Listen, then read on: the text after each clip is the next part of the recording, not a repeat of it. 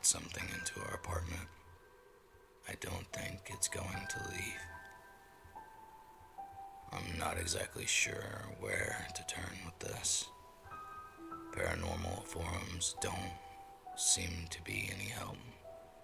Most places on the internet just start talking about salt and iron and calling for Sam and Dean to fix the issue.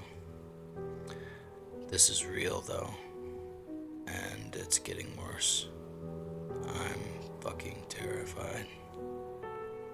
About a week ago, I came home late from work at my usual time. I usually get off around 10:30. My roommate Jackson works pretty early, so it's not uncommon to see him passed out on the couch. That night, though, he was wide awake, sitting, watching a scary movie with the lights off. I greeted him and tossed my keys on the table. But as I went to reach for the light, he turned and yelled at me, "Leave it off." I jumped back, startled. "What the fuck, man?" "Sorry." He settled back on the couch, his eyes turning towards the screen again. "We're just trying to enjoy the atmosphere of the movie." I looked around and didn't see anyone else in the room. Tension filled the air. "Who's we? You got a mouse in your pocket," I joked, hoping to lighten things and make it feel normal again. Instead, he turned to me with wide, glassy eyes and corrected himself. "Me. I'm trying to enjoy the atmosphere of the movie." He slowly turned his head back towards the screen, where some mass killer who stalked his victim. A combination of the intensity in his eyes, the dark room, and the scary movie, and the way he reacted to my arrival, sent a shiver up my spine. It put a sick feeling in my stomach. "Whatever, man." I tried to shake it off. "See you in the morning." I walked away towards my room, but he didn't respond, his eyes glued on the screen as he silently watched the movie with a stiff, backed posture. I turned back to him one last time before I shut my door. I could swear I saw something out of the corner of my eye, standing next to the couch. I did a double take and it was gone. Instead, I noticed Jackson had turned his head towards me. His eyes were still glossy, and his mouth stretched itself into a toothy smile. I quickly shut my bedroom door and locked it. I flicked on my TV and put some random YouTube videos to hopefully distract me from what I just saw. Was he fucking with me? Trying to scare me? What the hell just happened? Jackson had always been a bit of a prankster. One time he had a vacuum in my room and set it up to an electrical switch on a timer. Damn thing went off at 3 in the morning and scared the shit out of me. That was funny though. This was not. I spent the rest of the night lying in bed staring at my TV, with his bizarre smile imprinted on my brain. I thought about getting up and confronting him, but before I knew it, I heard the TV shut off in the living room, and him go to his room, close the door.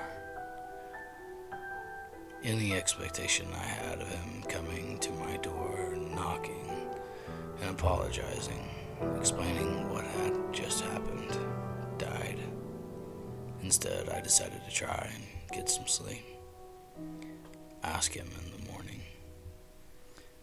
Sure, it was weird, and yes, it creeped me out. But at the same time, I didn't realize I was living in what would become a nightmare. So I gave him the benefit of the doubt, and I shrugged it off. I can hear you wondering why I didn't just book it right then and there. But the guy had been my roommate for 3 years. Barely any issues. He was a nice guy, with no history of anything weird as far as I knew. And it was much easier to assume it was a strange night, and that my eyes and brain were playing tricks on me after a long day at work. I convinced myself it was a badly timed joke on his part, and in time I fell asleep. The next morning I woke up to find Jackson sitting at the kitchen table, eating a bowl of cereal and scrolling on his phone. I could smell coffee brewing in the pot. "Morning, dude," he said in his typical cheerful tone, not looking up from his breakfast. "Made coffee. Help yourself." "Morning." I side-eyed him as I walked through the kitchen. He shot me a confused look, shrugged his shoulders as he spooned some more cereal into his mouth. "Last night, dude.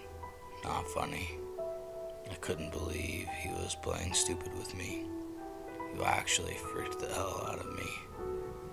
He laughed and shook his head. "Sorry, man. I was just fucking with you. I guess the horror movie put me in a mood." I actually remember breathing a sigh of relief. I had figured he was messing with me, but hearing it confirmed made me feel a whole lot better.